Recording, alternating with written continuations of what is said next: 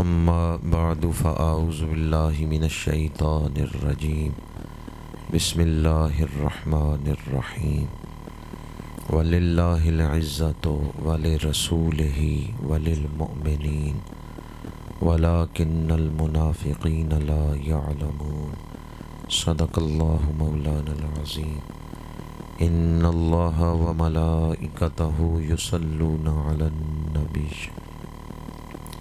يا أيها الذين آمنوا صلوا عليه وسلموا تسليما الصلاة والسلام عليك يا رسول الله وعلى آلك وأصحابك يا حبيب الله الصلاة والسلام عليك يا رسول الله وعلى آلك وأصحابك يا حبيب الله. قابل صد احترام علماء کرام، برادران اسلام، حاضرین و سامعین، تلاوت ہوئی، نعت خوانی ہوئی، بیان ہو رہا ہے. ہم سب مل کر محبتوں کا ایک گلدستہ تیار کر رہے ہیں جسے اس محفل کے حاضرین کی طرف سے مدینہ منورہ بھیجنا ہے. یہ آپ نے جو محفل سجائی ہے یہ عقیدتوں اور محبتوں کا گلدستہ ہے جو سرکار مدینہ کی بارگاہ میں پیش کیا جا رہا ہے. بیٹھے تو ہم کالووال کی سرزمین پہ ہیں لیکن حاضری مدینہ منورہ میں لگوا رہے ہیں. کیا خیال ہے وہ کریم آقا جو طائف کے بازار میں پتھر پھینکنے والوں کو ہدایت کی دعا دیتے ہیں، وہ گلدستے پیش کرنے والوں کو کیا کچھ عطا کریں گے. آج اس محفل میں شامل ہو کر ہم اپنے گناہ بخشوا رہے ہیں، مقدر چمکا رہے ہیں. ہم کسی عامی کا ذکر نہیں کر رہے، رحمت للعالمین کا ذکر کر رہے ہیں. ہمارے آقا کریم شان والے ہیں، آپ کا ذکر بھی بڑی شان والا ہے. وَرَفَعْنَا لَكَ ذِكْرَكَ، یہ وہ ذکر ہے جس میں بیماریوں کی شفا ہے، یہ وہ ذکر ہے جس میں دعاؤں کی قبولیت ہے، یہ وہ ذکر ہے جو کامیابیوں کے دروازے کھلوا دیتا ہے. ذکر رسول سیاہ دلوں کو روشن کر دیتا ہے. یہ ذکر باعث رحمت بھی ہے، باعث ہدایت بھی ہے اور باعث نجات بھی ہے. ایک دوست کہنے لگے ٹھیک ہے ذکر تو بڑی شان والا ہے لیکن اس کے لیے اکٹھ کرنے کی کیا ضرورت ہے؟ گھر اکیلے بیٹھ کے بھی درود شریف پڑھیں، ذکر رسول تو ہو جائے گا. یہ محفل کرنے کی کیا ضرورت ہے؟ اکٹھے ہونے کی کیا ضرورت ہے؟ اس کے بہت سارے جوابات ہیں. ایک جواب یہ ہے، منڈی میں جب ڈھیری کا سودا ہوتا ہے تو ڈھیری کے سودے میں ناقص مال بھی اچھے مال کے ساتھ بک جاتا ہے. اٹھ فریدا ستے آتے میلہ ویکھن جا، مت کوئی مل جائی بخشے آتے تو بھی بخشے آ جا. اٹھ فریدا ستے آتے میلہ ویکھن جا، مت کوئی مل جائی بخشے آتے تو بھی بخشے آ جا. آج اس محفل میں سید زادے آئے، علماء آئے، حافظ آئے، قراء آئے، سفید داڑھیوں والے بزرگ آئے بیٹھے ہیں. آنے والوں میں سے کسی ایک کی حاضری بھی قبول ہو گئی تو پوری محفل پہ ہی کرم ہو جائے گا. آج اجتماعی حاضری ہم پیش کر رہے ہیں. جیسے منڈی میں ڈھیری کا سودا ہو تو ناقص مال بھی اچھے مال کے ساتھ بک جاتا ہے. آج کوئی اس محفل سے خالی نہیں جائے گا. کیوں؟ یہ رحمت للعالمین کا ذکر ہے. یہاں قرآن کی تلاوت ہوئی ہے، یہاں اللہ اور اس کے رسول کا ذکر ہو رہا ہے. جن دوستوں نے آج اس محفل کا انتظام کیا اللہ پاک انہیں اجر عظیم عطا فرمائے. زینت السادات قرۃ عیون الاولیاء پیر سید عابد حسین شاہ صاحب زیدہ شرفہ، عاشق رسول اختر سیالوی صاحب، جناب محترم شایان سیالوی صاحب، شان سیالوی صاحب، دیگر منتظمین معاونین جنہوں نے حضور کے ذکر کی اصلاح امت کانفرنس کے عنوان سے یہ محفل سجائی ہے، اللہ انہیں اجر عظیم عطا فرمائے۔ عنوان ہے اصلاح امت کانفرنس۔ اصلاح کے دو پہلو ہیں، ایک عقیدے کی اصلاح، ایک عمل کی اصلاح۔ دونوں کے حوالے سے مختصراً گفتگو کروں گا۔ قرآن پاک کی جو آیت مبارکہ میں نے تلاوت کی ہے اس میں توحید، رسالت، ولایت، ایمان کی شان تینوں اللہ کریم نے ایک ترتیب کے ساتھ بیان فرمائی ہیں۔ آیت کا ترجمہ کرنے سے پہلے مسند امام احمد کی ایک حدیث آپ کو سنا رہا ہوں۔ من استمع آیۃ من آیات القرآن وفی روایت من استمع آیۃ من الکتاب کانت لہ نورا۔ جس شخص نے ساری زندگی میں قرآن کی ایک آیت بھی شوق سے سنی ہے اس کی قبر میں اندھیرا نہیں ہوگا۔ جب اس کی قبر میں روشنی پھیلے گی تو وہ فرشتوں سے پوچھے گا یہ نور کہاں سے آ رہا ہے؟ فرشتے کہیں گے فلاں محفل میں تو نے قرآن کی ایک آیت سنی تھی، اللہ نے تیری قبر کو روشن کر دیا ہے۔ اس لیے جب قرآن پڑھا جائے تو شوق سے سنیں۔ قرآن ذہنوں کو بھی روشن کرتا ہے، قرآن دلوں کو بھی روشن کرتا ہے، اور قرآن قبروں کو بھی روشن کر دیتا ہے۔ وَلِلَّهِ الْعِزَّةُ وَلِرَسُولِهِ وَلِلْمُؤْمِنِينَ۔ فرمایا ساری عزتیں اللہ کے لیے ہیں، اللہ کے رسول کے لیے ہیں، اور اہل ایمان کے لیے ہیں۔ سب سے پہلے توحید کا بیان ہے۔ وَلِلَّهِ الْعِزَّةُ، ساری عزتیں اللہ کے لیے۔ اللہ عزتوں کا خالق ہے، اللہ عزتوں کا مالک ہے، اللہ عزتوں والا ہے۔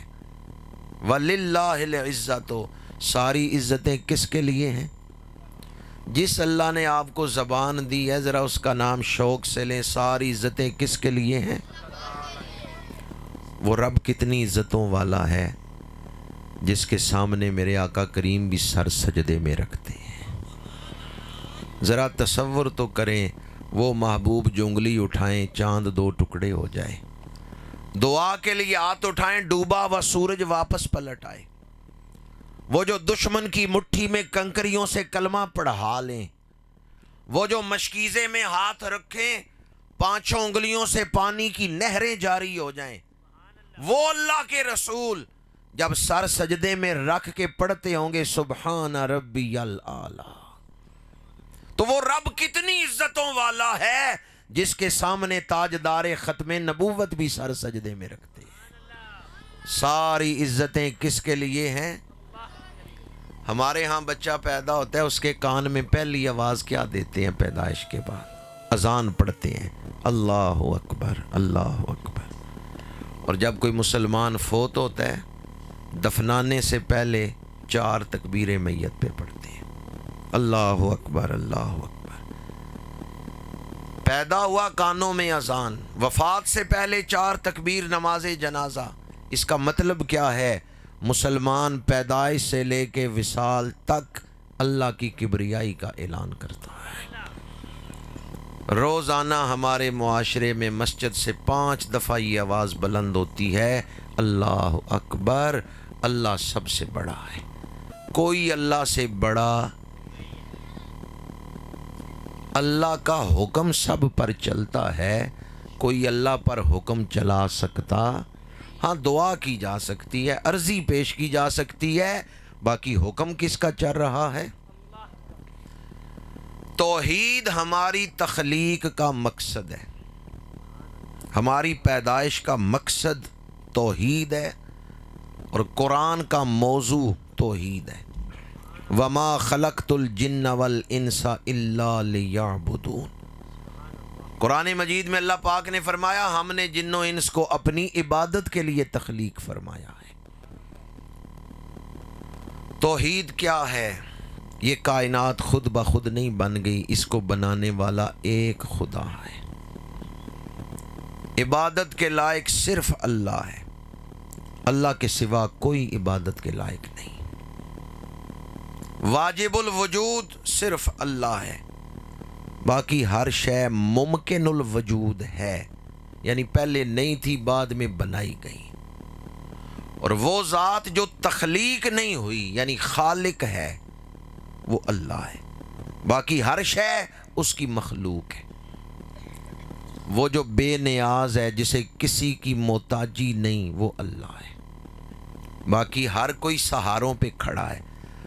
ہمیں سانس لینے کے لیے ہوا کی ضرورت ہے، پیر رکھنے کے لیے زمین کی ضرورت ہے، بھوک لگے تو کھانے کی ضرورت ہے۔ اللہ کو کسی شے کی ضرورت؟ قل هو اللہ احد اللہ الصمد، اللہ بے نیاز ہے۔ یہ جو سمدیت کی شان ہے یہ صرف اللہ میں ہے، اللہ کے سوا کسی میں سمدیت کی شان نہیں۔ جس دور میں ہم زندگی گزار رہے ہیں، اس دور میں اگر توحید کو سمجھ لیں تو پھر اہل سنت کا عقیدہ سمجھنا آسان ہوگا۔ ہم نبیوں کی تعظیم کرتے ہیں، ولیوں کی تعظیم کرتے ہیں۔ لوگ کہتے ہیں شرک کر رہے ہو، تو یاد رکھیں تعظیم اور چیز ہے، شرک اور چیز ہے۔ اللہ کی جو خاص شانیں ہیں، کون سی شانیں؟ جو اللہ کی ذات کے ساتھ خاص ہیں، وہ اگر آپ کسی مخلوق میں بیان کریں گے تو شرک ہوگا۔ اللہ کی خاص شانیں کون سی ہیں؟ وہ واجب الوجود ہے، باقی ہر شے ممکن الوجود، یعنی باقی ہر شے بنائی گئی ہے۔ اللہ خالق ہے، وہ بنانے والا ہے، باقی ہر شے پہلے نہیں تھی بعد میں بنائی گئی۔ دوسری اللہ کی خاص شان، اللہ کے سوا کوئی سجدے کے لائق، کوئی عبادت کے لائق نہیں۔ تیسری اللہ کی خاص شان، اللہ کسی کا محتاج، باقی نبی ہوں یا ولی ہوں سب اللہ کے محتاج ہیں۔ وہ ایک ذات جو کسی کی محتاج نہیں ہے وہ اللہ کی ذات ہے۔ یہ اللہ کی خاص شانیں ہیں۔ الوہیت، واجب الوجود ہونا، بے نیاز ہونا، یہ اللہ کی خاص شانیں ہیں، یہ مخلوق میں سے کسی کے اندر نہیں۔ پر کچھ شانیں ایسی ہیں جو اللہ نے اپنی مخلوق کو عطا کی ہیں۔ اگر ہم وہ شانیں کہیں گی اللہ میں بھی ہیں مخلوق میں بھی ہیں تو شرک نہیں ہوتا۔ مثلا اللہ دیکھتا ہے، آپ بھی دیکھ رہے ہیں یا نہیں؟ اللہ سنتا ہے، آپ بھی میری بات سن رہے ہیں نا؟ تو اگر میں یہ کہوں اللہ بھی دیکھتا ہے آپ بھی دیکھ رہے ہیں، شرک تو نہیں ہو جائے گا؟ اللہ ذاتی طور پہ دیکھتا ہے، ہم دیکھتے ہیں تو اللہ کی دی ہوئی آنکھوں سے دیکھ رہے ہیں۔ ہمیں اللہ نے دیکھنے والا بنایا ہے۔ اب یہ وہ شانیں ہیں جو اگر مخلوق میں بیان کی جائیں تو شرک نہیں ہوتا۔ اللہ کی شان ہے علم، وہ علم والا ہے۔ اللہ نے نبیوں کو بھی علم عطا کی ہے، ولیوں کو بھی علم عطا کی ہے، بلکہ اللہ نے تو کیڑی کو بھی علم عطا کی ہے۔ لشکر آ رہا ہے حضرت سلیمان علیہ السلام کا، چیونٹی کہتی ہے، کیڑی کہتی ہے دوسری کیڑیوں سے، سوراخوں میں چلی جاؤ کہیں لشکر سلیمان تمہیں پیروں تلے ہلاک نہ کر دے۔ کس کا لشکر؟ یہ قرآن کی آیت ہے۔ اس کیڑی نے کہا لا یحتمنکم سلیمان و جنودہ۔ آپ مجھے بتائیں اس کیڑی کو کس نے بتایا ہے کہ یہ جو آ رہے ہیں ان کا نام سلیمان ہے؟ سوال سمجھ آیا آپ کو؟ اس کیڑی کو کیسے علم ہوا؟ لشکر 3 میل دور ہے۔ اس کیڑی کو حضرت سلیمان کا نام کیسے پتا چل گیا؟ کس نے اس چیونٹی کو نام بتایا ہے؟ جس رب نے چیونٹی کو اتنا علم عطا کیا ہے اس نے اپنے نبیوں کو کتنا علم عطا کیا ہوگا؟ نعرہ تکبیر، نعرہ رسالت، نعرہ تحقیق، نعرہ حیدری، علماء اہل سنت۔ عقیدے کی اصلاح میں بنیادی بات میں آپ کے سامنے عرض کر رہا ہوں، ہم اللہ کے سوا کسی کو عبادت کے لائق نہیں سمجھتے۔ ہم اللہ کے سوا کسی کو سجدہ نہیں کرتے، ہم نبیوں اور ولیوں کی تعظیم کرتے ہیں۔ اللہ جسے تعظیم کے قابل بنائے اس کی تعظیم کرنا یہ شرک نہیں۔ اللہ کسی کو تعظیم کے قابل نہ بنائے، اپنے طور پہ ہم کہہ دیں یہ اللہ تک پہنچنے کا وسیلہ ہے، اپنے طور پہ کہہ دیں یہ شرک ہے۔ اللہ کسی کو وسیلہ بنائے تو پھر شرک۔ ہندوستان میں ایک پانی ہے جس پانی کی ہندو تعظیم کرتے ہیں، گنگا جمنا نہریں ہیں، ان کے پانی میں ہندو نہاتے ہیں، اشنان کرتے ہیں، اس پانی کی تعظیم کرتے ہیں۔ ایک پانی کی تعظیم ہم بھی کرتے ہیں، کون سا پانی ہے؟ وہ جب آتا ہے تو ہم کھڑے ہو کے پیتے ہیں۔ اب کوئی کہہ سکتا ہے بھی ہندو بھی پانی کی تعظیم کرتے ہیں، تم بھی کرتے ہو؟ کہہ سکتے ہیں؟ نہیں۔ کیوں؟ آب زمزم کو اللہ نے عزت کے قابل بنایا ہے، اپنے نبی کی زبان سے اعلان کروایا ہے، اور گنگا جمنا کی لہروں کا جو پانی ہے اسے اپنے طور پہ لوگوں نے تعظیم کے قابل کہہ دیا ہے۔ تو جسے اللہ وسیلہ بنائے اسے وسیلہ ماننا ضروری ہے۔ آب زمزم کو اللہ نے رحمت کا، برکت کا وسیلہ بنایا ہے۔ تو شرک اور توحید میں فرق بھی میں نے آسان لفظوں میں آپ کے سامنے بیان کر دیا ہے۔ ہم اللہ کے سوا کسی کی عبادت نہیں کرتے، سجدے کے لائق صرف، کائنات کا خالق صرف، ساری کائنات کا مالک صرف اللہ ہے۔ ایک اور بات توحید کے حوالے سے عرض کر رہا ہوں، پھر آیت کے اگلے حصے کی طرف چلتے ہیں۔ اللہ جو کچھ کرتا ہے ٹھیک کرتا ہے، کبھی اللہ کے کسی عمل پر اعتراض نہ کریں۔ پنجابی میں کہتے ہیں جی میں پیارا راضی ہووے، مرضی ویخ سجن دی، جے تو مرضی اپنی لوڑے اے گل کدے نہ بڑھنی۔ میں دنیا کے 22-23 ملکوں میں گیا ہوں، یورپ میں، انگلینڈ میں، ادھر ہندوستان میں، عرب امارات میں۔ سب سے زیادہ جو مینٹل اسپتال ہے نا وہ یورپ میں ہے، حالانکہ وہاں دولت بڑی ہے۔ دنیا کا جو سب سے امیر ملک ہے سوئٹزرلینڈ، دنیا بھر کے کرپٹ حکمرانوں کی دولت سوئٹزرلینڈ میں پڑی ہوئی ہے۔ میں 2-3 دفعہ سوئٹزرلینڈ گیا ہوں، وہاں سرکاری طور پہ خودکشی کرنے کی اجازت ہے، وہاں قانون ہے، بندہ خودکشی کرنا چاہے حکومت نہیں روکتی۔ ہسپتال جائیں، ڈاکٹر سے کہ میں خودکشی کرنا چاہتا ہوں، ایک مشین انہوں نے بنائی ہے، اس کے اندر بندے کو لٹاتے ہیں، ڈاکٹر مشین آپریٹ کرتا ہے، موت آ جاتی ہے۔ میں بڑا حیران ہوا، دنیا کا خوبصورت ملک ہے، امیر ملک ہے، جرم وہاں کوئی نہیں ہوتا، تھانے کچہریاں خالی پڑے ہوئے ہیں، پھر لوگ خودکشی کیوں کرتے ہیں؟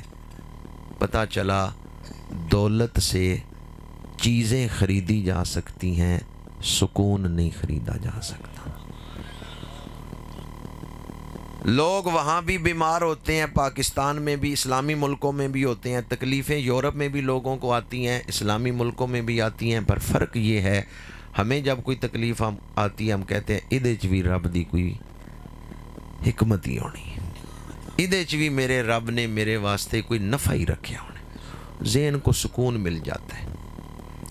کوئی فوت ہو جائے پھر بھی ہم کہتے ہیں جو اللہ کی مرضی، دل ذہن کو ایک سکون مل جاتا ہے۔ وہاں یہ چیز کوئی نہیں، وہ ڈسٹرب ہوتے ہیں، کبھی شراب پیتے ہیں، کبھی کوئی انجیکشن لگاتے ہیں، خودکشی کرتے ہیں، موت کا شکار۔ ہمارے ہاں جو ایک سکون ہے اس کی وجہ یہ ہے کہ اللہ جو کرتا ہے ٹھیک ہی کرتا ہے۔ جی میں پیارا راضی ہووے، مرضی ویک سجن دی۔ ایک فلسفی تھا، سیر کر رہا تھا، زمینوں سے گزرا تو تربوز دیکھے۔ پنجابی میں آپ کیا کہتے ہیں؟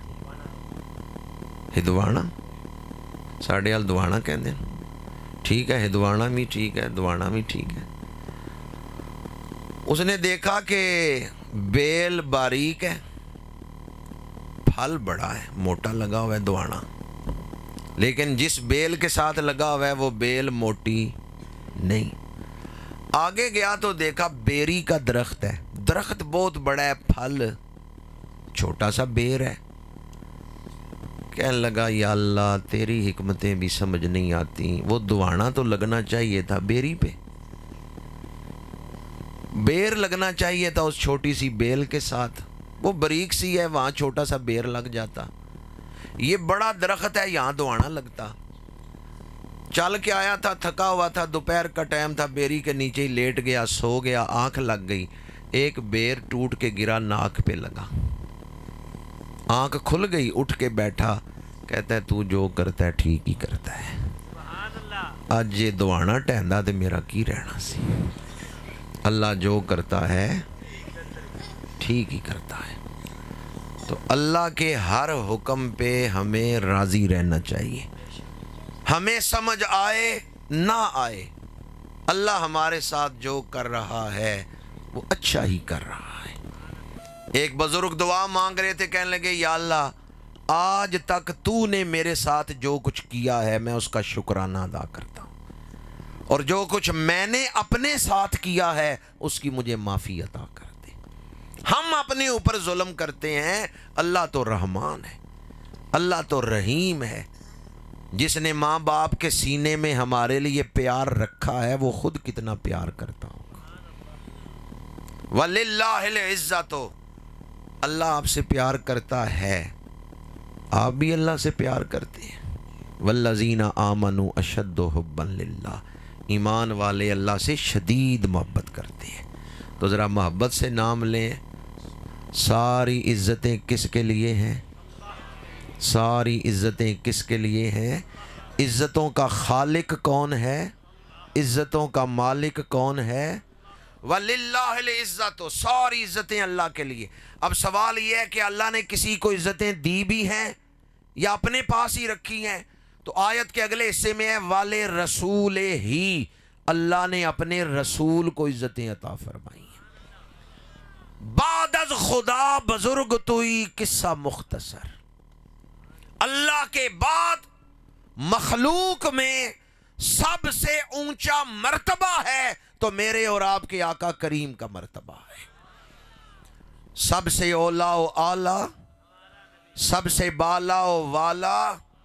اللہ نے مخلوقات میں فضائل تقسیم کیے، جمادات سے نباتات افضل، نباتات سے حیوانات افضل، حیوانات میں انسان افضل، انسانوں میں مسلمان افضل، مسلمانوں میں اولیاء افضل، اولیاء سے صحابہ و اہل بیت افضل، ان سے انبیاء افضل، انبیاء سے رسول افضل، رسولوں میں اولو العزم پیغمبر افضل، اور جہاں جا کے سارے اولو العزم پیغمبروں کے مقام کی انتہا ہو جاتی ہے، اس سے آگے میرے اور آپ کے آقا کے مقام کی ابتدا ہو رہی ہے۔ خلق سے اولیاء، اولیاء سے رسول، اور رسولوں سے اعلیٰ۔ ہمارا نبی کہتے ہوئے کوئی دل کو ٹھنڈ نہیں پڑتی حضور ہمارے؟ ایک آدمی آیا امریکہ سے، لاہور ایئرپورٹ اترا، رہنے والا سرگودے کا ہی تھا، لیکن جب لاہور ایئرپورٹ اترا کئی بچے ایئرپورٹ پہ تھے، کسی نے نہیں کہا ہمارا ابو آ گیا، کسی نے نہیں کہا۔ سرگودے اڈے پہ پہنچا، کئی بچے چل پھر رہے تھے، کسی نے نہیں کہا ہمارا ابو آ گیا۔ اپنے محلے پہنچا، گلی سے گزر رہا، کسی نے نہیں کہا ہمارا ابو آ گیا۔ پر جب گھر پہنچا نا، ڈیوڑی سے اندر پیر رکھا، اپنے بچوں نے دیکھا باپ آ گیا، دوڑ کے کہنے لگے ہمارا ابو آ گیا ہے۔ تو ہمارا کون کہیں گے؟ جو اس کے اپنے ہیں، دوسرے تو یہ لفظ ہمارا نبی بھی وہی کہیں گے جو حضور کے۔ قیامت کے دن سارے ہی کہیں گے یا رسول اللہ شفاعت فرما دیں، یا رسول اللہ شفاعت فرما دیں۔ اعلیٰ حضرت کہتے ہیں آج لے ان کی پناہ، آج مدد مانگ ان سے، کل نہ مانیں گے قیامت میں اگر مان گیا۔ سب سے اولا و اعلیٰ، جتنے لوگ بیٹھے ہیں اتنی آواز نہیں آئی، سب سے اولا و اعلیٰ۔ ماشاءاللہ مجمع تو بہت ہے، اور اتنی اب سردی بھی نہیں ہے، موسم بھی کھل گیا ہے۔ سب سے اولا و اعلیٰ، سب سے بالا و والا، خلق سے اولیاء، اولیاء سے رسول، اور رسولوں سے اعلیٰ، اور رسولوں سے اعلیٰ۔ ایک بھرے مجمع نے کہا ہے پر اس طرح نہیں کہہ سکے جس طرح اکیلے خواجہ غلام فرید نے کہا میڈا عشق بھی تو، میڈا یار بھی تو، میڈا دین بھی تو، ایمان بھی تو، میڈا جسم بھی تو، میری روح بھی تو، میڈا قلب بھی تو، جند جان بھی تو، میڈا قبلہ کعبہ مسجد تے حرم، میڈا مصحف تے قرآن بھی تو، میڈا دھرم بھی تو، میڈا بھرم بھی تو، میری شرم بھی تو، میری آن بھی تو، میڈا حج نمازاں فرض فریضے صوم صلاۃ آزان بھی تو، میڈا ذکر بھی تو، میڈا فکر بھی تو، میڈا ذوق بھی تو، وجدان بھی تو، کل نبیاں دا سلطان بھی تو، نالے عرشاں دا مہمان بھی تو، یہ یار فرید قبول کرے سرور بھی تو، سلطان بھی تو، میں مقدی گل مکا دیواں، میرا دین بھی تو، ایمان بھی تو، سب سے اولا و آلہ، سب سے بالا و والا۔ گولڑے کے تاجدار نے لکھا اس صورت نو میں جان آکھاں، اس صورت نو میں جان آکھاں، جان آکھاں کے جانے جہان آکھاں، سچ آکھاں تے رب دی شان آکھاں، جس شان تو شانہ سب بنیاں، سب سے اولا و آلہ، سب سے بالا و والا، وَلِلَّهِ الْعِزَّةُ وَلِرَسُولِ ہی، اللہ نے اپنے بعد سب سے زیادہ عزتیں عطا کی ہیں تو اپنے رسول کو عطا کی ہیں، خاتم النبیین کو عطا کی ہیں، تاجدار ختم نبوت کو اللہ نے سب سے زیادہ عزتیں عطا کی ہیں۔ اعلیٰ حضرت نے یہ جو لکھا ہے نا رسولوں سے اعلیٰ ہمارا نبی، یہ تیسرے پارے کی پہلی آیت کا ترجمہ ہے۔ تِلْکَ الرُّسُلُ فَضَّلْنَا بَعْضَهُمْ عَلَىٰ بَعْضٍ مِّنْهُمْ مَنْ كَلَّمَ اللَّهُ وَرَفَعَ بَعْضَهُمْ دَرَجَاتٍ۔ مفسرین نے لکھا ہے رفع بعضهم درجات سے حضور مراد ہے، رسول مقتدی ہیں، حضور امام ہیں۔ شب معراج مسجد اقصیٰ میں سارے نبی پیچھے مقتدی بن کے کھڑے ہیں، حضور امامت کے مصلی پہ ہیں، اور رسولوں سے اعلیٰ۔ اگر یہ دیکھنا ہو کہ حضور کی عزتیں کتنی ہیں تو پہلے جو مقتدی ہیں نا ان کی شان دیکھ لو۔ حضرت ابراہیم کی شان سمجھو، حضرت موسیٰ، حضرت عیسیٰ، ان کی شانیں سمجھو، حضرت سلیمان، اگر ان کی شانوں کی سمجھ آ گئی تو پھر پتہ چلے گا جن کے مقتدی اتنی شان والے ہیں امام کی شان کیا ہوگی۔ حجت اللہ علی العالمین، اس کتاب کے اندر یہ روایت موجود ہے اور وہاں دیگر حوالے لکھے ہوئے ہیں۔ حضرت جابر بن عبداللہ اور بعض روایتوں میں حضرت ابو دجانہ، ان دونوں صحابہ کا نام آیا ہے۔ جنگ کے دوران تلوار ٹوٹ گئی، حضور کی بارگاہ میں آ گئے، حاضر ہوئے، یا رسول اللہ صلی اللہ علیہ وسلم تلوار ٹوٹ گئی ہے لیکن میں تھکا نہیں ہوں، لڑ سکتا ہوں اگر مجھے تلوار مل جائے۔ میرے آقا کریم نے درخت سے لکڑی کی شاخ توڑی ہے۔ صحابی کیا مانگنے آئے ہیں؟ میدان جنگ میں لوہے کی تلواریں چل رہی ہیں، صحابی تلوار مانگنے آئے ہیں، حضور نے درخت سے لکڑی کی شاخ توڑی ہے۔ صحابی کہتے ہیں درخت سے توڑی ہے تو لکڑی ہے، مجھے پکڑائی ہے تو لوہے کی تلوار بن چکی ہے، چمکتی ہوئی تلوار بن گئی۔ اب بعض دوستوں نے تو خوش ہو کے کہہ دیا سبحان اللہ، بعض اس سوچ میں پڑ گئے کہ لوہا، لکڑی لوہا کیسے بن گئی، جنس بدل گئی۔ اسی لیے تو میں کہہ رہا تھا پہلے حضرت موسیٰ کی شان سمجھو پھر حضور کی شانیں سمجھ آئیں گی۔ جنس بدلنے کا معجزہ تو اللہ نے حضرت موسیٰ کو عطا فرمایا ہے۔ فرعون کے دربار میں جادوگروں کے مقابلے میں حضرت موسیٰ کھڑے ہیں، نبی کے ہاتھ میں لکڑی کا ڈنڈا ہے، حضرت موسیٰ علیہ السلام نے وہ عصا، وہ لکڑی کا ڈنڈا زمین پہ رکھا ہے، دوڑتا ہوا سانپ بن گیا ہے۔ کچھ دیر پہلے وہ لکڑی ہے، آپ نے اسے زمین پہ رکھا ہے، اژدہا بن گیا ہے، بڑا سانپ بن کے دوڑ رہا ہے۔ جنس بدلنے کا معجزہ اللہ نے حضرت موسیٰ کو عطا کیا ہے، اور معراج کی رات حضرت موسیٰ پیچھے مقتدی بن کے کھڑے ہیں۔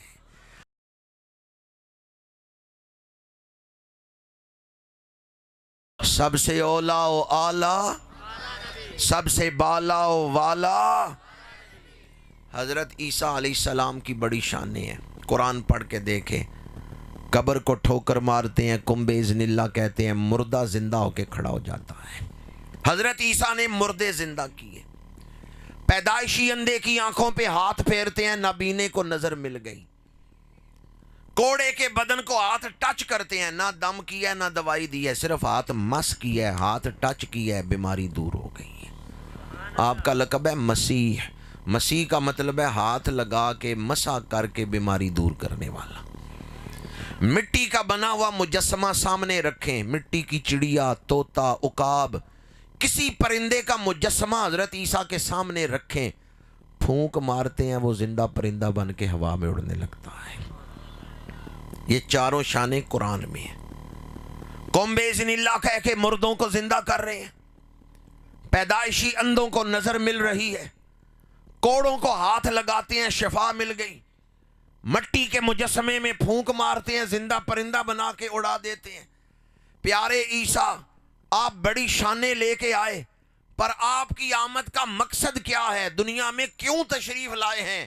فرماتے ہیں مبشرم برسول یاتی من بعد اسمہ احمد، میں تو ہوکا دینے آیا ہوں، میں تو خوشخبری سنانے آیا ہوں، میرے بعد بڑی شانوں والا رسول آ رہا ہے۔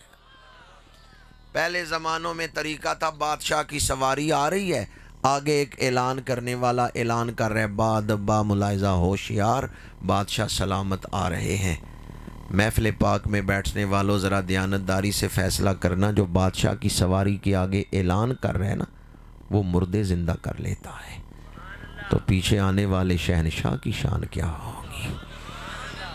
سب سے اولا و اعلیٰ، سب سے بالا و والا۔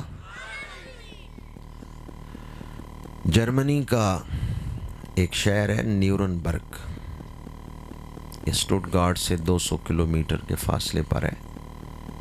وہاں ایک مسجد ہے المدینہ مسجد۔ میں وہاں ختم نبوت کانفرنس میں شامل ہوا۔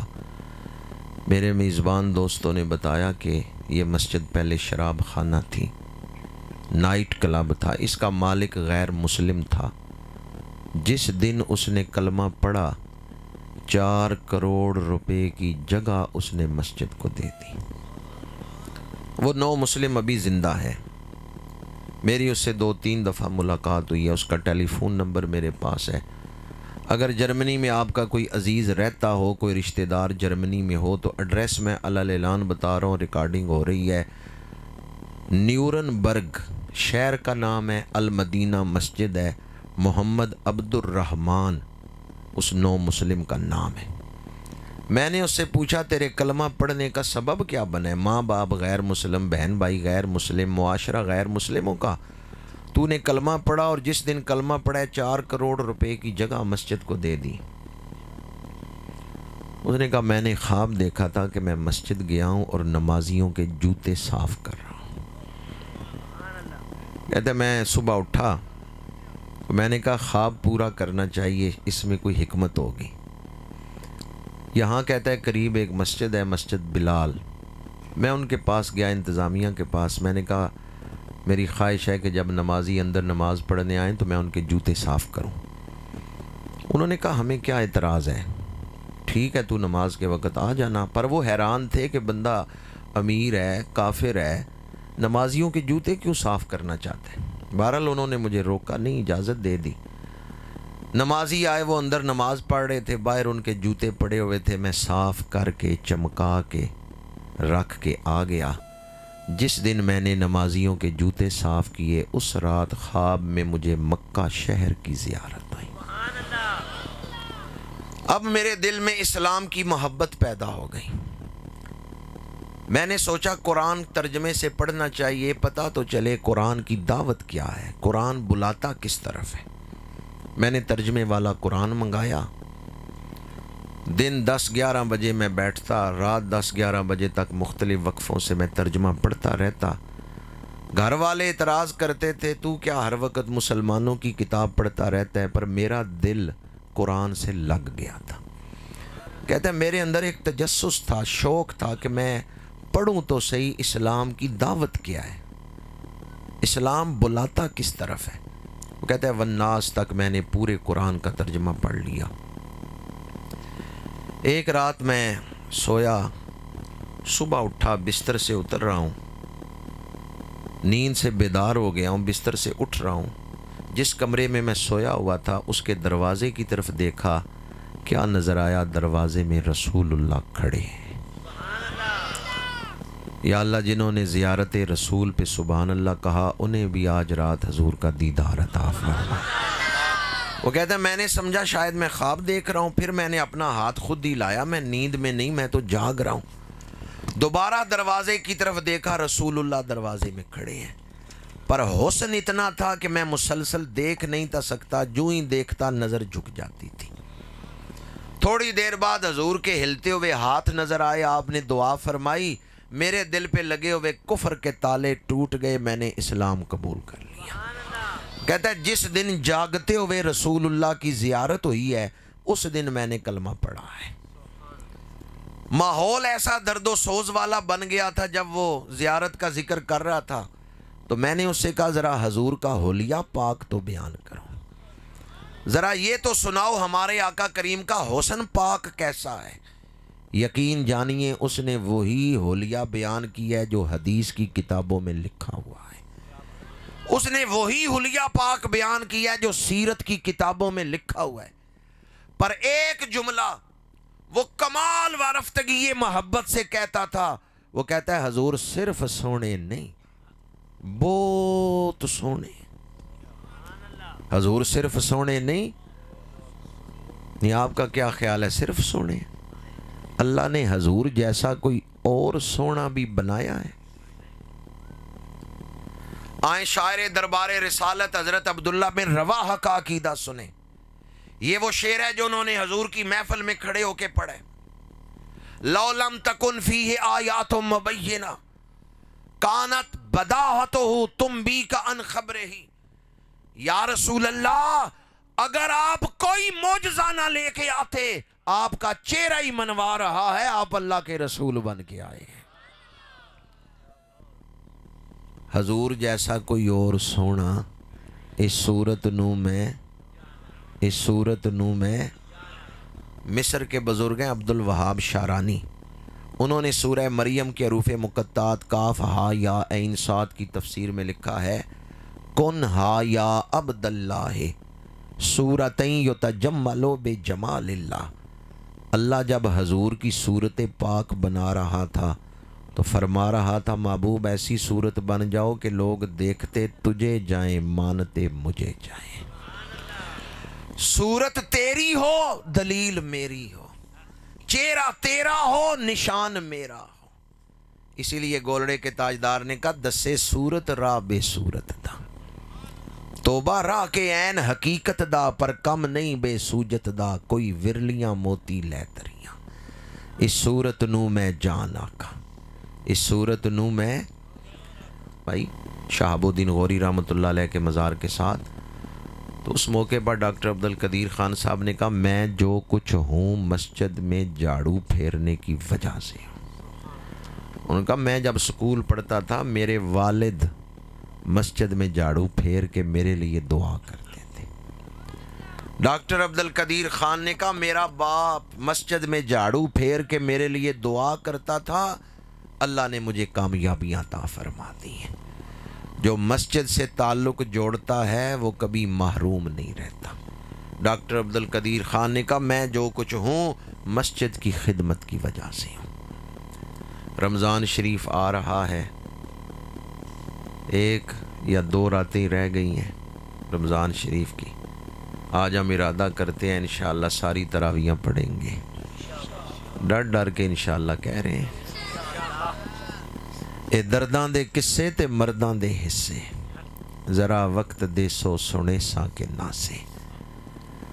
دوسرا حضور کے دیدار کا وظیفہ، 9 یا 10 سال عمر ہے حضرت انس بن مالک کی، مدینہ منورہ کی ایک گلی میں بچوں کے ساتھ کھیل رہے ہیں. ان کی والدہ حضرت ام سلیم آئیں. انہوں نے آ کے فرمایا انس ان بچوں کے ساتھ کھیلنے سے کیا ملے گا؟ جاؤ جا کے وہاں کھڑے ہو جاؤ جہاں صحابہ رسول اللہ کا انتظار کر رہے ہیں. حضور ہجرت فرما کے مدینہ منورہ تشریف لا رہے تھے تو حضرت ام سلیم نے اپنے بیٹے حضرت انس بن مالک سے فرمایا اس کھیل سے تمہیں کیا حاصل ہوگا؟ جاؤ وہاں جا کے کھڑے ہو جاؤ جہاں صحابہ رسول اللہ کا انتظار کر رہے ہیں. وہ آنکھیں بڑی شان والی ہوتی ہیں جو نبی کا چہرہ دیکھ لیتی ہیں. حضرت انس کہتے ہیں میرے دل میں رسول اللہ کے عشق کا بیج ڈالا ہے تو میری ماں نے ڈالا ہے. جب میری ماں نے یہ لفظ بولے کہتے ہیں میرے دل میں آتش عشق بھڑک اٹھی. میں دوڑ پڑا کہ چل کے رسول اللہ کا دیدار کرتا ہوں. کہتے ہیں ایڑیاں اٹھا اٹھا کے میں دیکھتا تھا سواری نظر آئے اور میں اپنی ماں کو جا کے بتاؤں میں ان خوش نصیبوں میں شامل ہو گیا ہوں جنہوں نے رسول اللہ کا دیدار کر لیا ہے. حضور تشریف لائے. حضرت انس نے دیدار کیا. جا کے اپنی والدہ کو بتایا. 10 سال پھر انہوں نے حضور کی خدمت کی ہے. 10 سال یہ حضور کی خدمت میں رہے ہیں. 20 سال ان کی عمر ہوئی تو رسول اللہ کا وصال ہو گیا. طبقات ابن سعد میں یہ روایت ہے کہ ان رسول اللہ کے وصال کے بعد صحابہ ان کے پاس آ کے بیٹھتے اور کہتے انس کوئی حضور کی بات ہی سناؤ تم تو حضور کی خدمت میں رہتے تھے. حضرت انس ذکر رسول کرتے خود بھی روتے صحابہ کو بھی رلاتے. ایک دن ایک صحابی نے کہا اے انس عرصہ ہوا ہے حضور کو وصال فرمائے ہوئے کیا کسی رات خواب میں آ کے حضور نے تمہیں دیدار بھی کروایا؟ حضرت انس نے کہا کیا پوچھتے ہو؟ کسی رات دیدار کروایا ہے. ما من لیلۃ الا وارا فیہا حبیبی. میری تو کوئی ایک رات بھی دیدار رسول کے بغیر نہیں گزرتی. جب سے حضور کا وصال ہوا ایک رات بھی زیارت کے بغیر نہیں گزری. ما من لیلۃ الا وارا فیہا حبیبی. میرے محبوب تو ہر رات مجھے اپنا دیدار کرواتے ہیں. کیا خیال ہے جنہیں ہر رات دیدار ہو کتنی سونی ان کی زندگی.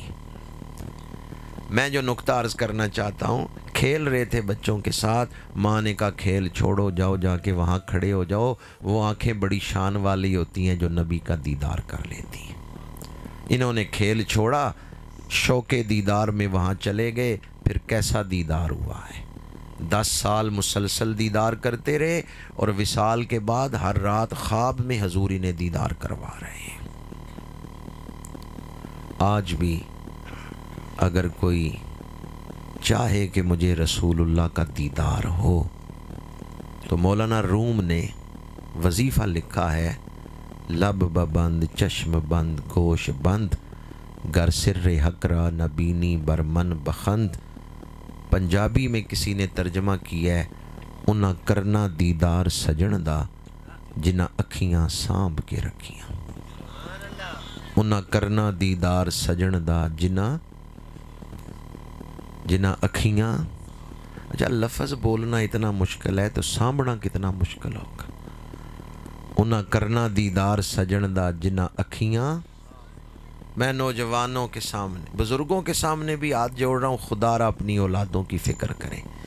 یہ جو چھوٹا ٹی وی آیا نا جیب میں لے کے پھرنے والا ٹی وی موبائل کے اندر سوشل میڈیا آ گیا اس نے تباہی مچا دی. اپنی اولادوں کی فکر کریں اپنی اولادوں کی دینی تربیت کریں ورنہ آپ کو نہیں پتا آپ اپنے گھر میں کسی انسان کا بچہ پال رہے ہیں یا سانپ بچھو پال رہے ہیں. پچھلے سال پاکستان میں 7 ایسے واقعات ہوئے ہیں اولاد نے ماں باپ کو قتل کیا. پشاور میں 13-14 سال کا پٹھان پب جی گیم کھیل رہا تھا موبائل پہ. باپ نے منع کیا اس نے گولی ماری ہے باپ مر گئے. ماں آگے بڑھی ہے اس نے ماں کو بھی فائر کیا ماں بھی مر گئی. اپنی اولادوں کی فکر کریں ورنہ آپ کو نہیں پتا آپ اپنے گھر میں انسان کا بچہ پال رہے ہیں یا کوئی سانپ بچھو پال رہے ہیں. اور نوجوانوں سے بھی عرض کروں گا نگاہوں کی حفاظت کرنے سے رسول اللہ کا دیدار نصیب ہوتا ہے۔ انہاں کرنا دیدار سجن دا جنہ اکھیاں، یہ لفظ آپ نے بولنا ہے تو پھر ہی تقریر آگے چلے گی۔ جنہ اکھیاں، میں تو اس لیے پریشان ہوں کہ لفظ بولنا مشکل ہے، سانب کے رکھیاں تو سانبڑا کتنا مشکل ہوگا۔ کل 8 مارچ کا دن گزرا ہے تو دنیا میں کئی عورتیں بینر اٹھا کے عورتوں کے حقوق کے لیے، ہمارے ملک میں بھی کئی جگہ آوازیں بلند کرتی ہیں، میرا جسم میری مرضی۔ قرآن پاک پڑھ کے دیکھیں، سورہ آراف آیت نمبر 20، 21، 22، سورہ آراف۔ شیطان نے جنت میں حضرت آدم علیہ السلام سے کہا، یہ اس درخت کا پھل کھانے سے اللہ نے آپ کو روکا ہے نا، وَلَا تَقْرَبَا هَٰذِهِ الشَّجَرَةَ، اس درخت کے قریب نہ جائیں۔ تو یہ مکروہ تحریمی نہیں، مکروہ تنزیہی ہے، یعنی اگر آپ کر لیں گے تو اللہ ناراض نہیں ہوگا۔ اور بھی اس نے 2 وجہ بیان کی، وقت نہیں کہ وہ طویل مضمون سناؤں آپ کو، صرف اتنا عرض کرنا چاہتا ہوں۔ شیطان نے قسم اٹھائی کہ میں آپ کا خیر خواہ ہوں، اللہ کی قسم اٹھائی، آپ کھا لیں اللہ ناراض نہیں ہوگا۔ جب حضرت آدم کے سامنے شیطان نے قسم اٹھائی نا، تو مومن اللہ کے نام پر دھوکہ کھائی جاتا ہے۔ آپ نے کہا کوئی بندہ اللہ کے نام کی جھوٹی قسم تو نہیں اٹھائے گا، آپ اس کی بات کو مان گئے، پھل کھا لیا۔ وہ درخت جس کے قریب جانے سے اللہ نے منع کیا تھا، حضرت آدم نے اس کا پھل کھا لیا۔ جب کھایا تو کیا ہوا؟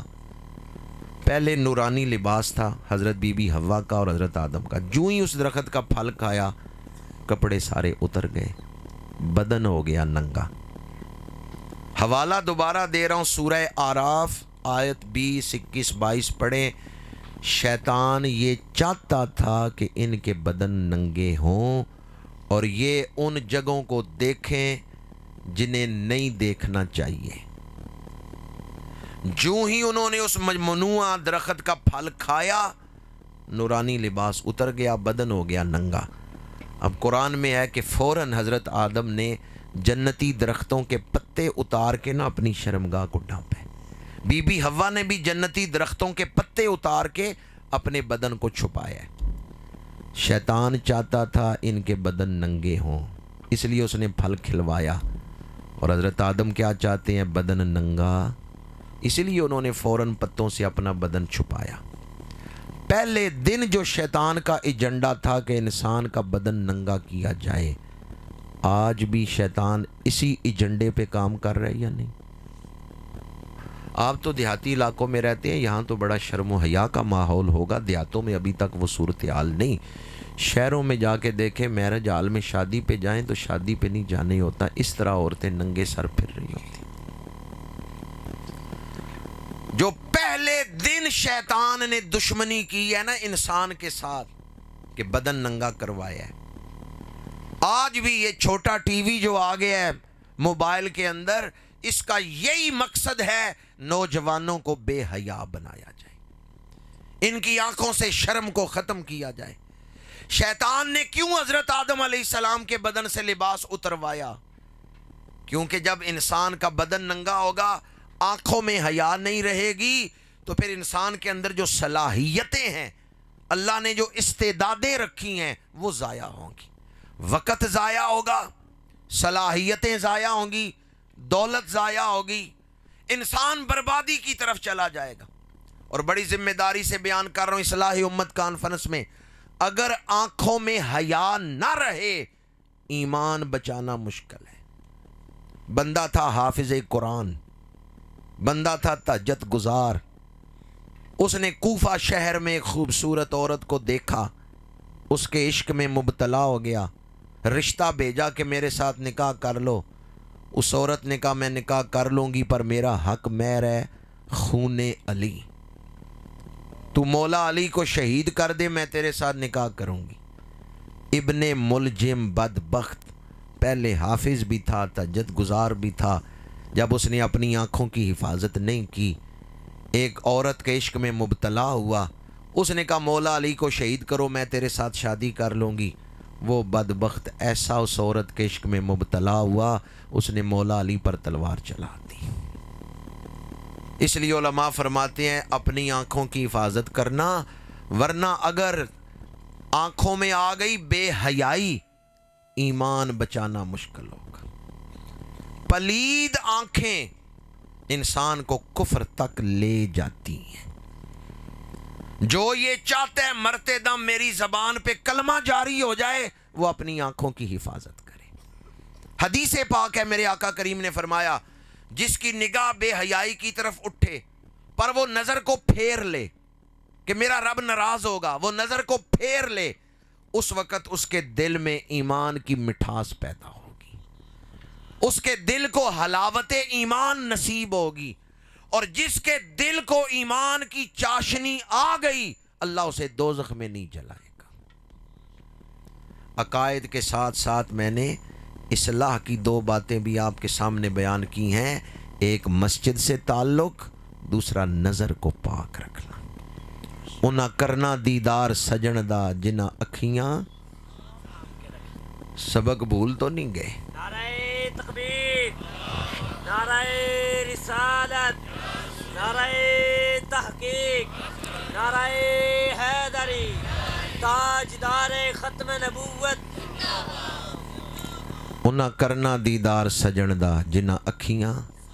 आज के जलसे का ये पैगाम है जो आपको याद कराना चाहता हूँ। उन्हें करना दीदार सजन दा जिन्हें अखियाँ। आरफे खड़ी ने लिखा है, इश्क जिन्हां दी हड्डी रचिया कन्ना थी ओ डोरे, गैरां दी गल सुनदे ना ही टुरदे अपनी टोरे। जो आशिक हैं वो गैरों की तरफ आंखें नहीं उठाते, उनका ध्यान हमेशा अपने महबूब की तरफ ही रहता है। इश्क जिन्हां दी हड्डी रचिया कन्ना थी ओ डोरे, गैरां दी गल सुनदे ना ही टुरदे अपनी टोरे। तारीख उठा के देखें, सहाबा का एक काफिला ईरान के इलाके को फतह करने के लिए आगे बढ़ रहा है, तो ईरानी सिपा सालार ने सोचा इनको कैसे रोका जा सकता है। 2 मील तक उसने रास्ते में मुख्तलिफ वक्फों से औरतें बरहना करके खड़ी कर दी कि जब सिपाही यहाँ आएंगे, नंगी औरतें देखेंगे, वो भूल जाएंगे किस मकसद के लिए आए हैं, वो इनको देखने में मसरूफ़ हो जाएंगे, हम उन पर हमला कर देंगे। जासूसों ने ये ख़बर सिपा सालार इस्लाम को भी दे दी। जो इस्लामी लश्कर का सिपा सालार था उसको ख़बर मिल गई कि आगे दुश्मन ने यह चाल चली है, बरहना औरतें, नंगा बदन औरतें खड़ी कर दी हैं। तो सिपा सालार ने अपने सिपाहियों से खिताब तकरीर करते हुए कहा, तुम सारे रसूलुल्लाह के ग़ुलाम हो, अपने नबी का चेहरा ज़हन में रखो, सवारियों पे बैठे रहो, सवारियाँ चलती रहेंगी, एक सिपाही की ड्यूटी होगी आगे, एक की पीछे, वो सवारियां चलाते रहेंगे। तुमने सवारियों पे बैठ के सर झुका के आंखें बंद रखनी है, जब हम कहेंगे फिर तुमने सर उठा के आंखें खोलनी है। सिपाहियों ने कहा ठीक है, हमें क्या एतराज़ है। अब वो लश्कर जब उस हदूद में गया ना जिसमें नंगी औरतें खड़ी थी, किसी ने भी उनकी तरफ नहीं देखा, सब आंखें झुका के जा रहे हैं। अब मेरी निगाहों में जचता नहीं कोई, जैसे मेरी सरकार है वैसा नहीं कोई। ईरानी सिपा सालार को पता चला इन्होंने तो औरतों की तरफ देखा ही नहीं है। उसने कहा ये फरिश्ता सिफ्त हैं, इनके साथ अल्लाह की मदद है, मैं इनसे जंग करके जंग जीत नहीं सकता, क्योंकि जिनका किरदार पाक है अल्लाह की मदद इनके शामिल हाल है। उन्हें करना दीदार सजन दा जिन्हां अखियाँ। तीसरा इस्लाही पैगाम बयान कर रहा हूँ। जर्मनी का वो नौ मुस्लिम जिसे जागते हुए दीदार हुआ, एक काम तो उसने किया, मस्जिद में जाके सफाई की है, नमाजियों के जूते साफ़ किए हैं। दूसरा काम उसने कुरान पाक तर्जमे से पढ़ा है। अगर कोई बंदा कुरान पाक तर्जमे से नहीं पढ़ सकता, वैसे देख के पढ़ सकता है तो देख के पढ़े। अगर देख के भी नहीं पढ़ सकता, ज़ियारत तो कर सकता है, वो रोज़ कुरान की ज़ियारत करे। लाहौर मियानी शरीफ कब्रस्तान में कब्र खोदी जा रही थी तो साथ वाली कब्र खुल गई। मियानी शरीफ कब्रस्तान जो है उसमें कब्र से कब्र मिली हुई है, गुंजान कब्रस्तान है। साथ वाली कब्र खुल गई तो खुशबुओं के हुल्ले आने लगे। گورکن نے فوراً قبر بند کر دی. لوگوں نے پوچھا یہ کس کی قبر تھی جس سے خوشبوؤں کے حلے آ رہے تھے؟ اس نے کہا یہ فلاں محلے میں ایک مزدور رہتا تھا، یہ اس کی قبر ہے. لوگ اس کے گھر چلے گئے. اس کی بوڑھی بیوی سے پوچھا تیرے خاوند کا عمل کیسا تھا؟ اس نے کہا پنجگانہ نمازی تھا، ریڑھی لگا کے رزق کماتا تھا. بس دو ہی کام تھے اس کے، ریڑھی لگا کے رزق کماتا تھا، پنجگانہ نمازی تھا. قرآن نہیں تھا پڑھا ہوا. گھر بیٹھ کے جب ہم کبھی گفتگو کرتے تھے تو وہ حسرت کرتا تھا کاش میں قرآن پڑھا ہوا ہوتا. شوق بڑا تھا اسے. اب اپنا شوق کیسے پورا کرتا تھا؟ فجر کی نماز کے بعد قرآن کھولتا اور سطروں پہ انگلی پھیرتے ہوئے کہتا یہ بھی میرے رب نے سچ فرمایا ہے، یہ بھی میرے رب نے سچ فرمایا ہے، یہ بھی میرے رب نے سچ فرمایا ہے. وہ روز زیارت کرتا تھا اور سطروں پہ انگلی پھیرتے ہوئے کہتا تھا یہ بھی میرے رب نے سچ فرمایا ہے، یہ بھی میرے رب نے سچ فرمایا ہے. جس نے صرف اتنا تعلق جوڑا ہے نا قرآن کے ساتھ، قرآن اس کا جسم بھی قبر میں خراب نہیں ہونے دیتا. قبر کی مٹی اس کے بدن کا بھی حیا کرتی ہے. رمضان شریف آ رہا ہے، ہم ارادہ کرتے ہیں کہ کم از کم ایک دفعہ پورا قرآن ماہ رمضان میں پڑھیں گے. مدینہ منورہ میں ایک حاجی صاحب، آخری دن تھا ان کا، مدینہ منورہ سے اس دن واپسی تھی، تو وہ مسجد نبوی کے سین میں بیٹھے رسول اللہ کی بارگاہ میں استغاثہ کر رہے تھے، فریاد کر رہے تھے. تو آہستہ آواز میں شعر پڑھ رہے تھے. پاس بیٹھے ہوئے آدمی کو آواز آتی تھی لیکن اونچی آواز نہیں تھی. وہ پڑھ رہے تھے بھر دو جھولی میری یا محمد، لوٹ کر میں نہ جاؤں گا خالی. ماشاءاللہ شعر تو آپ کو وہ پہلے ہی یاد ہے جو حاجی صاحب پڑھ رہے تھے. بھر دو جھولی میری یا محمد، لوٹ کر میں نہ جاؤں گا. یہ خالی کا جو لفظ ہے نا، اس پر آپ نے دھیان دینا. وہ روتے بھی جاتے اور بار بار پڑھ رہے تھے لوٹ کر میں نہ جاؤں گا خالی، لوٹ کر میں نہ جاؤں گا خالی. کچھ دیر روتے رہے، استغاثہ مکمل ہوا، اٹھ کے جانے لگے. ان کے پاس ایک درویش بیٹھے ہوئے تھے، اللہ والے. انہوں نے کہا حاجی صاحب بیٹھ جاؤ، مجھے ایک سوال کا جواب تو دے جاؤ. حاجی صاحب نے کہا بتائیں کیا سوال ہے؟ ان کا بھی آپ رسول اللہ کی بارگاہ میں استغاثہ کر رہے تھے، فریاد کر رہے تھے بھر دو جھولی میری یا محمد، لوٹ کر میں نہ جاؤں گا خالی. تو مجھے یہ بتاؤ آج تک حضور نے تمہاری جھولی خالی رکھی ہوئی ہے؟ آج تک تمہاری جھولی میں حضور نے کچھ نہیں ڈالا؟ اللہ کے نبی نے تو قرآن تمہاری جھولی میں رکھا ہے. قرآن اللہ کا کلام ہے، پر ملا کس کے وسیلے سے ہے؟ انسانیت کو کس نے دیا ہے؟ حضور نے دیا ہے. کلام اللہ کا ہے، حضور کے قلب اقدس پہ نازل ہوا ہے. بس جس جھولی میں حضور نے قرآن رکھا ہے وہ جھولی خالی ہے. سینے میں ایمان کا چراغ حضور نے جلایا ہے، روشن شریعت تمہیں حضور نے دی ہے، اب بھی کہتے ہو جھولی خالی ہے. مجھے وہ چند مربع زمین نہ ملی تو میری جھولی خالی ہے، 17ویں گریڈ کی نوکری نہ ملی تو میری جھولی خالی ہے. تم نے مادی چیزوں کو ہی سب کچھ سمجھ لیا ہے اور جو کچھ حضور نے تمہاری جھولی میں ڈالا ہوا ہے اس طرف دھیان ہی نہیں ہے. عارف کھڑی کا شعر ہے، رحمت دا دریا الہی ہر دم وگدا تیرا، جے ایک قطرہ بخشے مینوں کم بن جاندا ہے میرا. قطرہ ملے تو کم بن جائے. اب دیانتداری سے فیصلہ کریں، قرآن رحمت کا قطرہ ہے یا سمندر ہے؟ سمندر تو حضور نے آپ کی جھولی میں ڈالا ہوا ہے. قرآن سمندر ہے رحمت کا، اور سمندر تو حضور نے آپ کی گود میں ڈالا ہوا ہے. اور کبھی آپ کو پڑھنے کا اور اس سے برکت حاصل کرنے کا موقع نہیں ملا، توفیق نہیں ملی. وہ مہینہ آ رہا ہے جو رمضان سے جوڑتا ہے. آج ہم ارادہ کرتے ہیں انشاءاللہ رمضان میں روزے بھی سارے رکھیں گے اور تراویحاں بھی پڑھیں گے. ڈرتے ڈرتے انشاءاللہ کہہ رہے ہیں. جب بجلی نہیں تھی نا بنی ہوئی، مسلمان اس وقت بھی روزے رکھتے تھے. روزے دار روزے کی حالت میں کنویں سے پانی کھینچ کے وضو کرتا تھا اور زور کی نماز پڑھتا تھا. آج کل تو آپ نے صرف ٹوٹی کھولنی ہے، پانی مل جائے گا. اب تو موٹروں نے ٹینکیاں بھری ہوئی ہیں پنکھے بھی نہیں تھے، بجلی نہیں ایجاد ہوئی، اس وقت بھی مسلمان روزے رکھتے رہے ہیں یا نہیں؟ اور اب تو جیٹھ ہاڑ کے روزے بھی نہیں ہیں، جیٹھ ہاڑ کی گرمی میں بھی مسلمان روزے رکھتے رہے۔ جب اللہ نے روزے فرض کرنے کا حکم دیا تو فرمایا اے ایمان والو تمہارے اوپر روزے فرض کیے گئے۔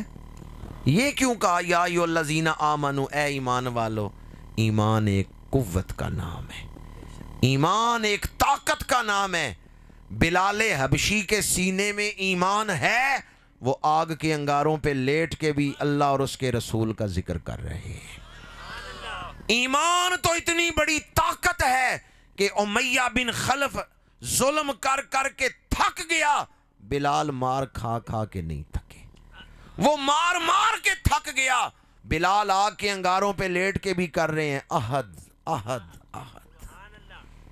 این را کولو مول نہ مڑساں، توڑے تن تھیوے سو ٹکڑے، ہور فریدہ حاجت نہ ہی اسی ہک دیدار دے بکڑے۔ ایمان بڑی طاقت کا نام ہے۔ ابھی یہاں حضور پیر سیال کا نعرہ لگ رہا تھا تو میرا دل باغ و بہار ہو رہا تھا، اس لیے کہ حضور پیر سیال نے دنیا کو جو ادب کا درس دیا نا، عشق رسول کا درس، وہ سب سے نرالا اور انوکھا ہے۔ مدینہ منورہ آپ بیٹھے ہوئے ہیں، خواجہ قمر الدین سیالوی رحمۃ اللہ تعالیٰ علیہ، تو اپنے غلام سے کہا نواز سے کہ میں نے مکے میں دیکھا لوگ آب زمزم سے کفن دھو رہے تھے، کئی گھروں میں کفن پڑا ہوتا ہے جو زمزم سے دھو کے لاتے ہیں کہ جب میں مر جاؤں تو مجھے اس کفن میں دفنانا جو زمزم سے دھویا ہوا ہے۔ اس نیت سے دھوتے ہیں، زمزم کی برکت سے اللہ تعالی بخشش عطا کر دے گا۔ حضور شیخ الاسلام والمسلمین خواجہ قمر الدین سیالوی رحمۃ اللہ تعالیٰ علیہ نے اپنے غلام نواز سے فرمایا نواز یہ میرے کفن کا کپڑا لے جاؤ، مدینہ منورہ کی گلی میں بچھا دو، کوئی سگے طیبہ پیر رکھ کے گزر جائے، کپڑا اٹھا کے لے آنا، مجھ قمر الدین کو اس کفن میں دفنانا جس پر سگے طیبہ کے پیر لگے ہوئے ہوں۔ کتھوں ایڈے درد لیو نی درداں والیا یارا، 10 دکان اساڈے تائیں تے بنی دلال ہمارا۔ ایک مرید کے گھر آپ بیٹھے ہوئے تھے، آندھی چلی، تیز آندھی، گرد اڑ رہی ہے، مٹی اڑ رہی ہے، تو جب بھی گرد اڑتی ہے، مٹی اڑتی ہے، لوگ دوڑ کے کمرے کے اندر چلے جاتے ہیں، پر خواجہ صاحب نے کیا کیا، ٹوپی اتار کے نا جدھر سے گرد آ رہی تھی ادھر چہرہ پاک کر لیا ہے، اب وہ گرد آپ کے چہرے پہ پڑ رہی ہے۔ تو جس چودھری صاحب کے گھر آپ بیٹھے ہوئے تھے اس نے عرض کیا حضور اندر تشریف لے آئیں، ادھر سے تو گرد آ رہی ہے۔ آپ نے فرمایا میں نے اس لیے اس طرح منہ کیا، شاید رسول اللہ کے کسی عاشق کے قدم چوم کے یہ مٹی آ رہی ہے، اور اگر وقت کے حکمران کے سامنے بولنے کا وقت آئے تو جنرل ضیاء الحق کے سامنے کھڑے ہو کے، نیٹ پہ موجود ہے خواجہ صاحب کا بیان، آپ نے فرمایا تھا جنرل صاحب ہمارا اگر کسی سے غیر مشروط تعلق ہے تو صرف مدینے والے آقا سے تعلق ہے، باقی کسی کے ساتھ ہمارا تعلق ہے تو اس کی ایک شرط ہے، اور وہ شرط کیا ہے؟ جو ہمارے آقا کا غلام ہے اس کے لیے ہمارے دل میں محبت ہے، اور جس کے دل میں رسول اللہ کا پیار نہیں ہے ہمارے ساتھ اس کا کوئی رشتہ نہیں۔ یہ وہ ہستیاں تھیں جن پر امت مسلمہ کو فخر ہے اور ناز ہے، درد کی دولت بانٹنے والے، عشق کی دولت بانٹنے والے۔ حضرت شیخ الاسلام آپ حافظ بھی تھے، اور دنیا میں اس وقت کتنے ہزاروں نہیں لاکھوں حافظ ہیں جن کی نسبت اس آستانہ عالیہ سے ہے۔ میں آپ کے سامنے قرآن پاک کی شان بیان کر رہا تھا، جب قرآن پاک کے ترجمہ کنز الایمان پر سعودی عرب میں پابندی لگی تو پاکستان سے سب سے پہلے جس نے خط لکھا تھا سعودی حکومت کو وہ تھے حضرت خواجہ حمید الدین سیالوی رحمۃ اللہ۔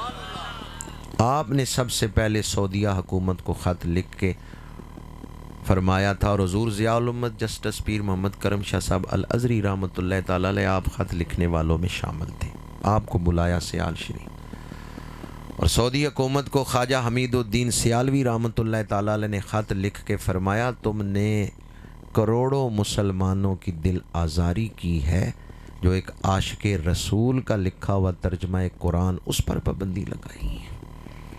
تو سیال شریف کے جو مشائخ ہیں، جہاں عشق میں محبت میں ان کا ایک بلند مقام ہے، وہیں امت کی قیادت رہنمائی کرنے میں اور مسائل جو پیدا ہوئے مختلف ادوار میں ان کو حل کرنے میں ان مشائخ کا بڑا اعلیٰ کردار ہے۔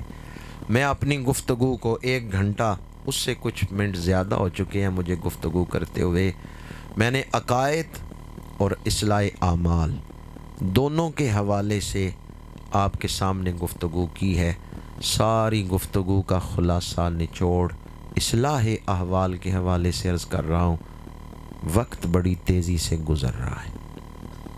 حضور شہنشاہ بغداد سیدنا غوث اعظم شیخ عبد القادر جیلانی فرماتے ہیں، جس سواری پہ تم بیٹھے ہو جتنی مرضی ہے لگامیں کھینچ لو، اس کو روک نہیں سکتے۔